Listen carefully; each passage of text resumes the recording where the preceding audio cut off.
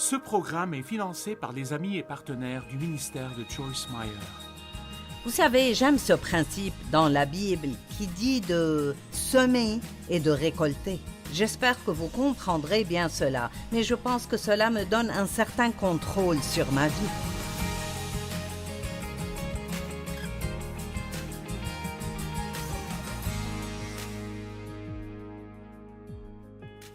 Bienvenue à vivre pleinement votre vie de tous les jours. Toute cette semaine, j'enseignais sur les béatitudes ou ce qu'on appelle le sermon sur la montagne. Et il se rapporte à différents traits de caractère dont Jésus parle. Il dit que si nous avons ces traits de caractère, nous serons bénis. Qu'est-ce que cela signifie d'être béni? Bien sûr, c'est un mot merveilleux qui signifie beaucoup de choses, mais j'ai regardé ce matin, et en grec, l'une des choses que cela signifie est d'agrandir. Et il ne s'agit pas de nous agrandir, heureusement, mais il parle de vivre une grande vie. Et je pense que nous voulons tous que nos vies soient grandes, nous voulons être bénis et faire de grandes choses. Et cela signifie aussi être heureux.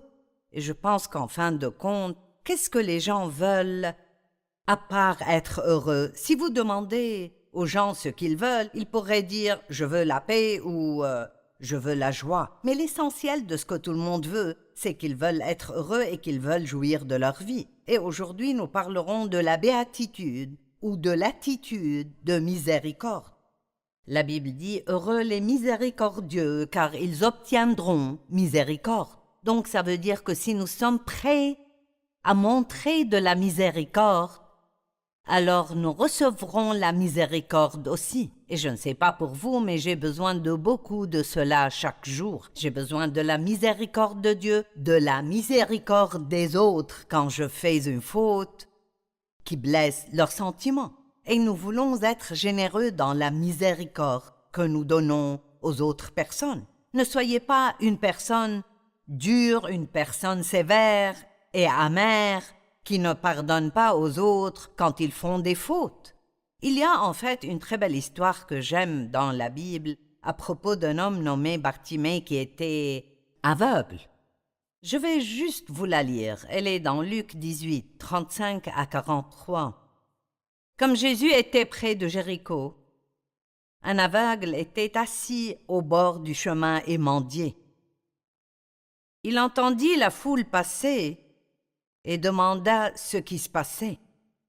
On lui dit « C'est Jésus de Nazareth qui passe ». Eh bien, il avait assez entendu parler de Jésus pour savoir que Jésus était capable de faire des miracles et cet homme avait besoin d'un miracle. Avez-vous besoin d'un miracle dans votre vie aujourd'hui?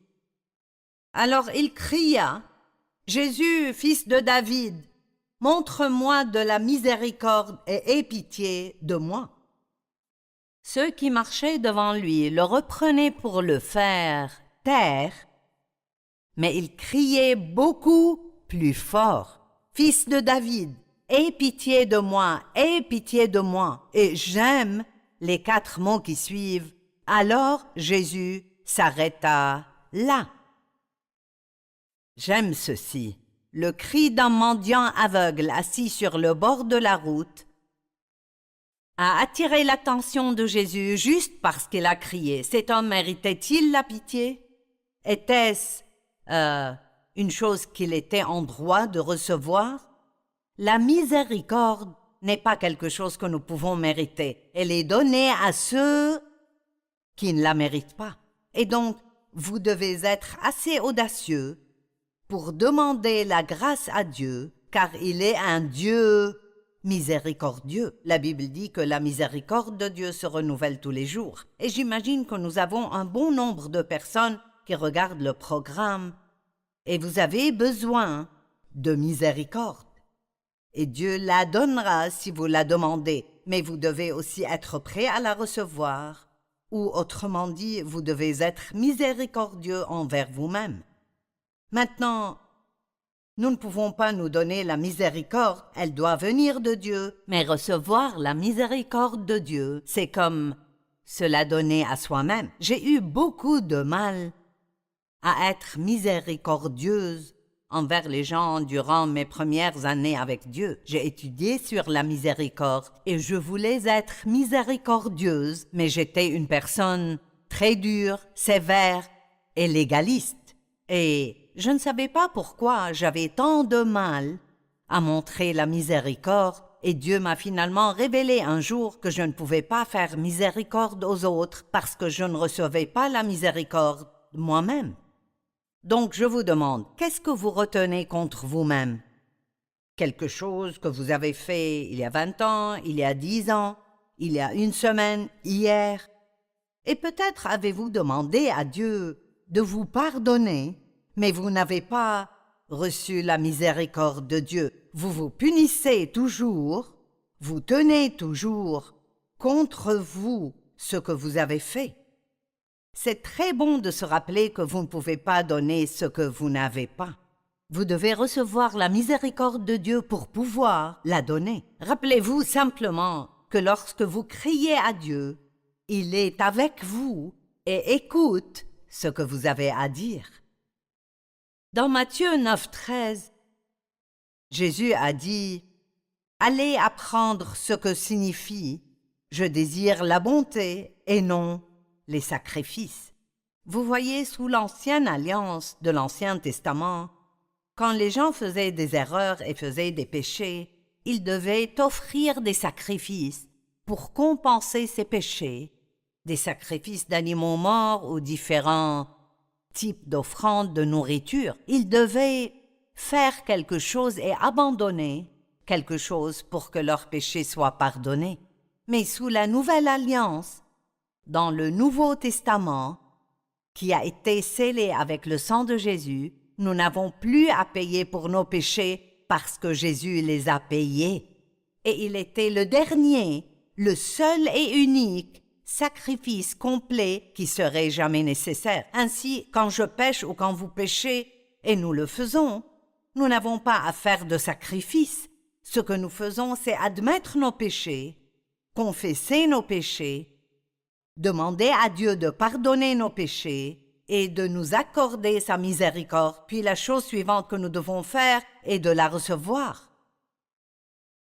Il y a tant de choses que Dieu nous donne, mais nous ne les recevons jamais. Et encore une fois, je sais dans mon cœur qu'il y a beaucoup de gens qui regardent aujourd'hui, et la chose que vous devez faire, il y a quelque chose qui bloque votre relation avec Dieu. Il y a quelque chose qui bloque même votre relation avec les gens. Et c'est ceci, vous devez recevoir la miséricorde de Dieu. Vous ne pouvez pas la gagner, vous ne pouvez pas la mériter.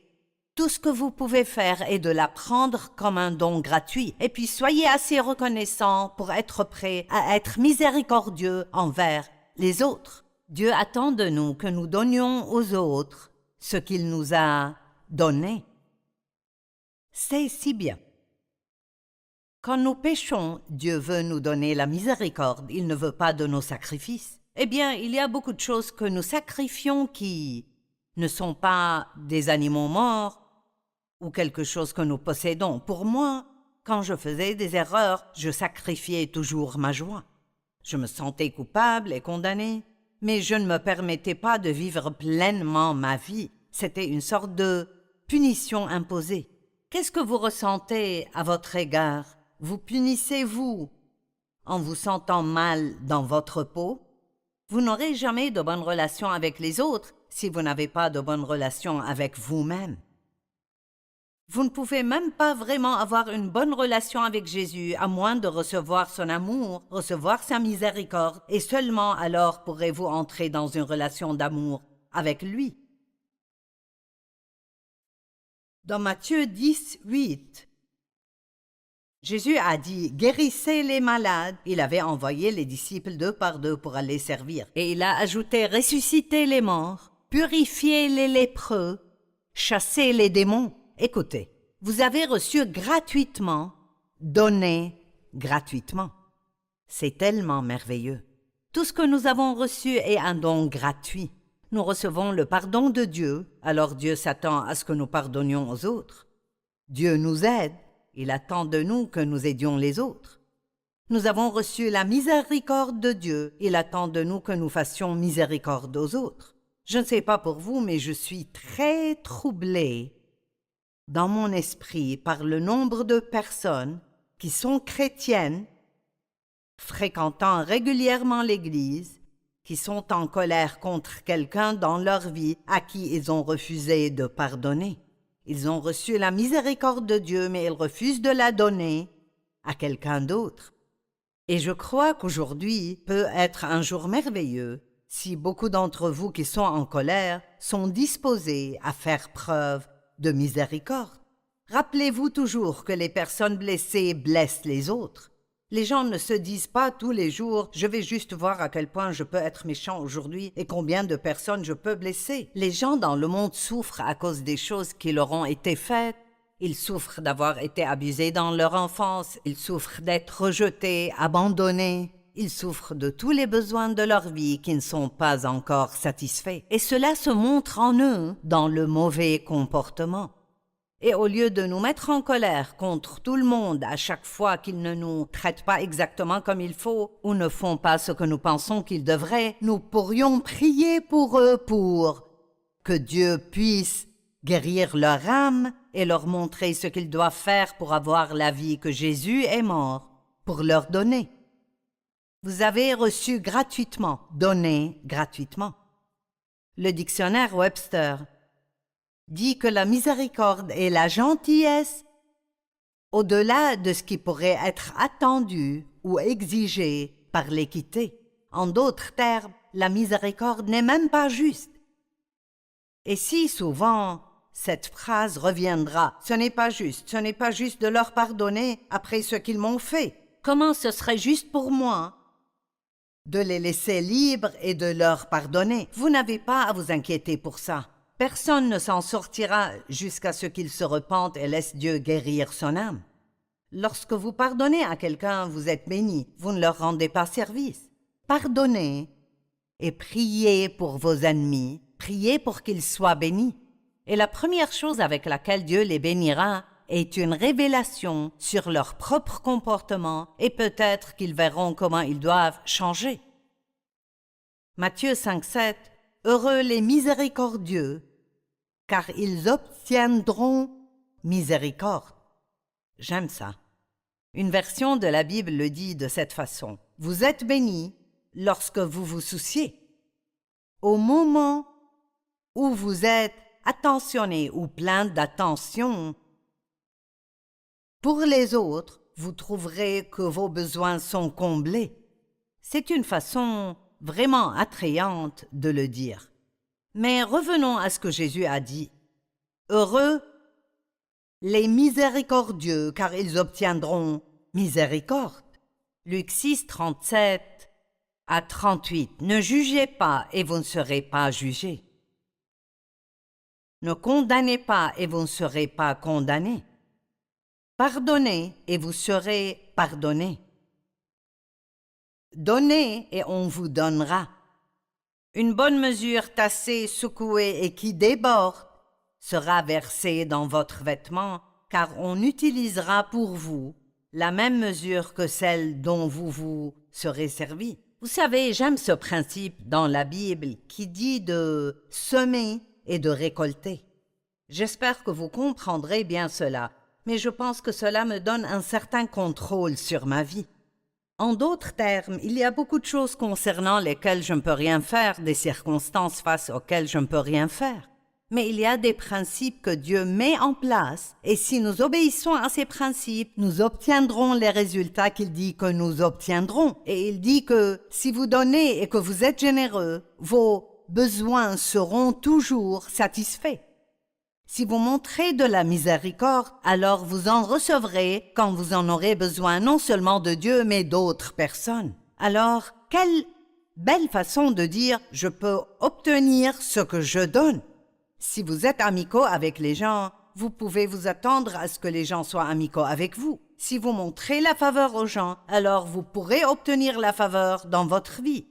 La Bible dit « nous appelons cela la règle d'or ». La Bible ne dit pas que c'est la règle d'or, mais c'est certainement important. L'une des principales choses que dit la Bible, c'est le principe le plus simple. Faites aux autres ce que vous voudriez qu'ils fassent pour vous. Laissez-moi vous poser une question et vous devriez y réfléchir à la fin du programme. Y a-t-il quelqu'un en ce moment dans votre vie et la façon dont vous le traitez n'est pas la façon dont vous voudriez qu'il vous traite? Ou peut-être que la façon dont vous parlez de lui aux autres n'est pas la façon dont vous voudriez qu'il parle de vous. Ou peut-être même que la façon dont vous pensez à eux n'est pas la façon dont vous voudriez qu'ils pensent à vous. La Bible dit que nous ne devons pas juger les autres. Et cela ne signifie pas que nous ne jugeons pas le péché. Nous pouvons clairement voir quand quelqu'un pêche si son comportement est quelque chose qui s'oppose à ce que dit la parole de Dieu. Si quelqu'un me dit un mensonge, je sais que c'est un péché. Si quelqu'un vole quelque chose, je sais que c'est un péché. Plus vous vous rapprochez de Dieu, plus vous reconnaissez vite le péché dans votre propre vie et dans la vie des autres. Donc, que signifie ne pas juger les gens? Il ne s'agit pas de ne pas voir quand quelqu'un fait quelque chose de mal, mais je crois que ça veut dire que vous ne pouvez pas juger le cœur d'une personne.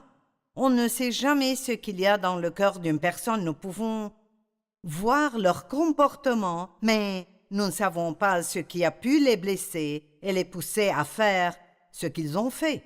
Et la grande chose dans le fait d'avoir une relation avec Dieu est que non seulement il voit ce que vous faites, mais il sait pourquoi vous l'avez fait. J'ai eu des moments très difficiles au début de ma marche avec Dieu. Je suis née de nouveau quand j'avais 9 ans, mais je n'ai commencé une relation sérieuse avec Dieu qu'à l'âge de 20 ans et j'ai épousé Dave. Et lui et moi avons commencé à aller à l'église régulièrement. C'est lui qui m'a demandé si j'irais à l'église avec lui et je le voulais. Il n'a pas eu à essayer de me convaincre. J'ai toujours voulu une relation avec Dieu, je ne savais pas comment en avoir une. Et donc, j'ai commencé à apprendre des choses. Et plus j'apprenais, plus je réalisais que j'avais des problèmes dans ma vie. Eh bien, les gens me corrigeaient souvent concernant mon comportement ou si je devenais amie avec quelqu'un, il me dirait « Quand je t'ai rencontré pour la première fois, je ne t'aimais pas du tout. » Eh bien, ça ne me réjouissait pas. Mais j'ai réalisé que Dieu avait une attitude différente envers moi parce qu'il comprenait que j'avais été abusée dans mon enfance et maltraitée et j'avais vécu dans la peur toute ma vie. Donc, beaucoup de mes réactions aux gens et aux situations étaient à cause de la façon dont j'ai été élevée. Maintenant, je ne pouvais pas les laisser devenir une excuse pour rester comme ça, mais c'était la raison pour laquelle j'étais comme j'étais. Et Dieu le comprenait, donc c'était facile pour lui de me faire miséricorde. Mais comme nous ne voyons que le comportement des gens, nous ne voyons pas leur cœur, c'est plus difficile pour nous de leur accorder de la miséricorde. Commençons à être plus miséricordieux. C'est une chose très importante d'être miséricordieux. Nous récoltons ce que nous semons. La miséricorde voit le pourquoi derrière le comment.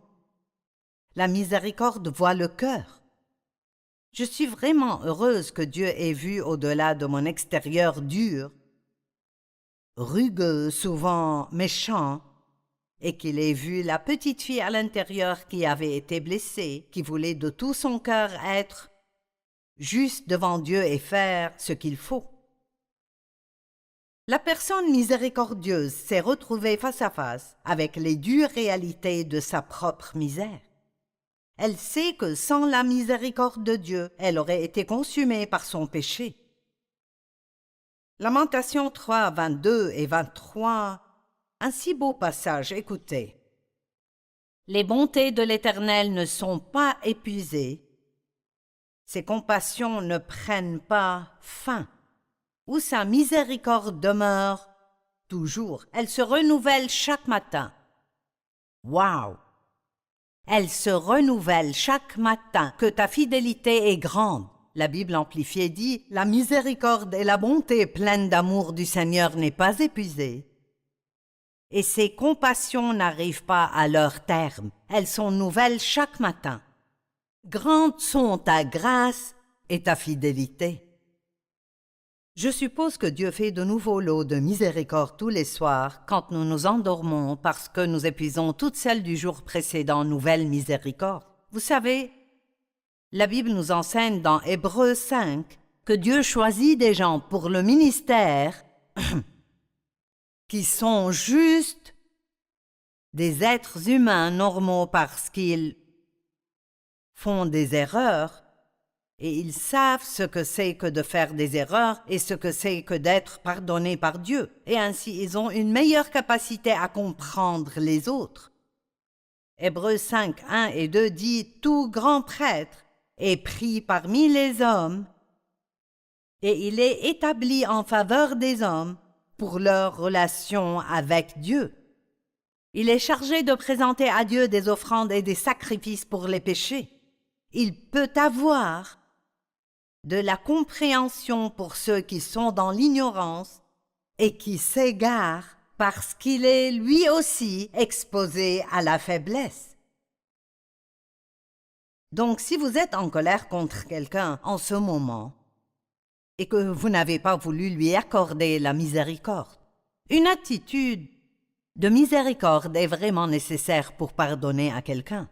Si vous n'avez pas été prêt ou disposé à leur accorder le pardon, à les libérer, à les laisser partir, c'est ce que ça signifie. Si vous n'avez pas été disposé à prier pour vos ennemis, mais vous gardez une attitude dure envers eux, est-il temps pour vous de changer? Est-il temps pour vous de réaliser que ce que Dieu vous demande de pardonner à ces gens est probablement très peu par rapport à ce qu'il vous a pardonné? La miséricorde de Dieu est nouvelle chaque jour.